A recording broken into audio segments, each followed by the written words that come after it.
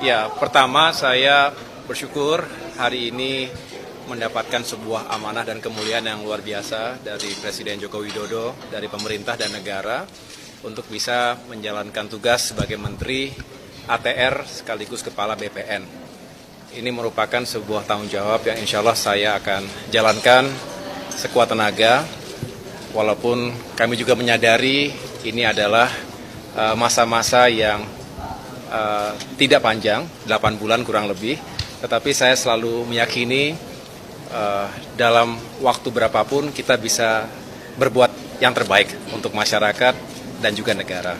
Saya mengucapkan selamat tentunya kepada Bapak Hadi Cahyanto sebagai Menko Polhukam yang baru, sekaligus saya mengucapkan banyak terima kasih karena tadi malam, walaupun ini serba mendadak, kalau boleh sedikit saya cerita, jadi Senin malam itu saya baru mendapatkan telepon dari Mensesnek Pak Pratik, hanya bertanya apakah ada di Jakarta, dan beliau kemudian menyampaikan saya diterima oleh Pak Presiden Jokowi di Istana Merdeka kemarin Selasa jam 8. Saya tidak tahu agendanya apa ketika itu, tapi saya datang tentunya, dan disitulah beliau meminta saya untuk bergabung di kabinet. Lalu juga menyampaikan bahwa hari ini akan dilakukan pelantikan.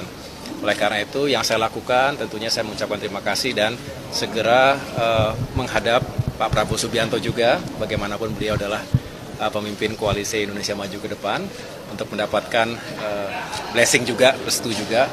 Dan setelah itu saya menghadap Pak Hadi karena beliau yang selama ini luar biasa telah menangani berbagai isu, persoalan yang mendesak di bidang ATR dan BPN, dan di antara itu semua termasuk tadi Pak Presiden Jokowi menyampaikan 3 hal yang tadi sudah beliau sampaikan juga, ada beberapa prioritas, tetapi tentunya saya ingin meyakinkan 8 bulan ini bisa dituntaskan mudah-mudahan dengan segala daya upaya. Di antaranya untuk secara masif tadi sertifikasi elektronik, ini yang bisa menjadi solusi terhadap berbagai persoalan termasuk ketumpang tindihan dan permainan dari mafia tanah, dan juga ini tentu masalah keadilan. Masalah keadilan bukan hanya masalah bagi-bagi sertifikat, tetapi ini masalah keadilan yang sangat fundamental, dan kita tentunya juga punya tujuan kalau apa yang dilakukan oleh Pak Hadi selama ini, ATR dan BPN ini bisa menghadirkan kepastian hukum, khususnya untuk tata ruang, lokasi, dan tanah yang akan digunakan sebagai tempat membangun berbagai infrastruktur di skala strategis nasional maupun lokal, maka investasi akan bergerak. Dan ini sebuah confidence yang harus kita tumbuhkan di dalam maupun dari luar negeri. Kalau investasi bergerak, tentu akan menghadirkan pertumbuhan ekonomi. Ekonomi rakyat akan bergerak, membuka lapangan pekerjaan, meningkatkan penghasilan, dan pada akhirnya masyarakat akan lebih sejahtera.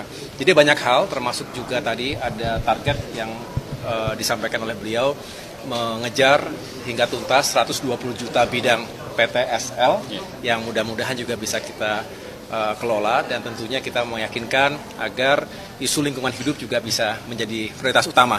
Oleh karena itu kami akan melakukan komunikasi dan koordinasi dengan berbagai lembaga dan kementerian yang terkait, dan tentunya tadi malam saya sudah matur Pak Hadi, walaupun nanti beliau sebagai Menko Polhukam, berkenan nggak tetap saya ganggu untuk saya minta pandangan-pandangan dan juga masukan-masukan ya, karena ini kerja yang besar dan tentunya membutuhkan berbagai masukan, termasuk dari para ahli dan dari para akademisi. Demikian. Pesan dari Pak SBY ada nggak Mas? Pesan dari Pak SBY terkait penunjukan? Beliau tentunya juga bersyukur karena ini juga menjadi sebuah momentum Partai Demokrat kembali ke pemerintahan. Banyak yang mungkin belum menyadari bahwa Demokrat selama 9 tahun 4 bulan berada di luar pemerintahan, dan ini sebuah momentum yang sangat bersejarah karena alhamdulillah apa yang kami perjuangkan juga selama ini bisa lebih direalisasikan jika Demokrat bergabung dengan pemerintahan secara langsung, karena kebijakan itu di tangan eksekutif. Walaupun perjuangan parlemen juga sangat penting, tetapi dengan demikian ini menjadi langkah baru bagi kami semua keluarga besar Partai Demokrat untuk berkontribusi dalam pemerintahan Kabinet Indonesia Maju di penghujung atau menuju ke akhir masa kepemimpinan. Dengan demikian mudah-mudahan apa yang dilakukan secara bersama-sama ini bisa menghadirkan berbagai pencapaian dan kemajuan. Mas, ada beban politik tertentu nggak sih setelah ada perputaran politik ini, Mas? Kenapa? Ada beban tersendiri nggak sih karena selama 9 tahun ada di luar pemerintahan? Tidak secara khusus. Yang jelas memang perlu adaptasi. Yang jelas kalau ditanya keluarga besar Demokrat sangat senang karena bagaimanapun memang tujuan utama dari politik, termasuk partai politik, adalah bisa berkontribusi seluas-luasnya melalui jalur pemerintahan, eksekutif maupun legislatif. Tapi insya Allah bisa kita jalankan. Kalau masuknya Mas Ahaye ke dalam koalisi ini, apakah mempengaruhi sikap Demokrat juga di DPR, khususnya terkait dengan interpelasi pemilu? Oh, tentu kami selalu bijak menggunakan suara kami di parlemen, formal maupun informal. Yang jelas kami tidak ingin terjebak dalam isu-isu yang mengganggu konsentrasi pemerintah. Demokrat hari ini bersama pemerintah, ada dalam pemerintah. Jadi jelas kami biasanya disiplin, Demokrat itu disiplin sesuai dengan kebijakan partai, dan tentunya kami ingin mengawal pemerintahan Presiden Jokowi dan kita semua sampai dengan tuntas, bisa mengejar semua target, termasuk target-target ATR BPN yang luar biasa, banyak yang sangat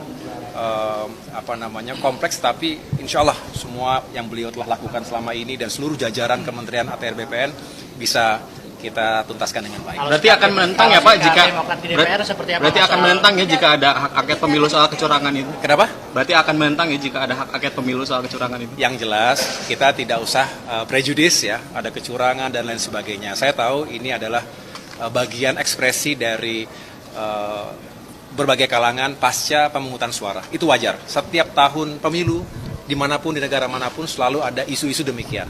Tetapi saya punya keyakinan, walaupun sekarang masih penghitungan sementara, tetapi yang jelas sudah bisa terbaca siapa yang menjadi pemenang pemilu.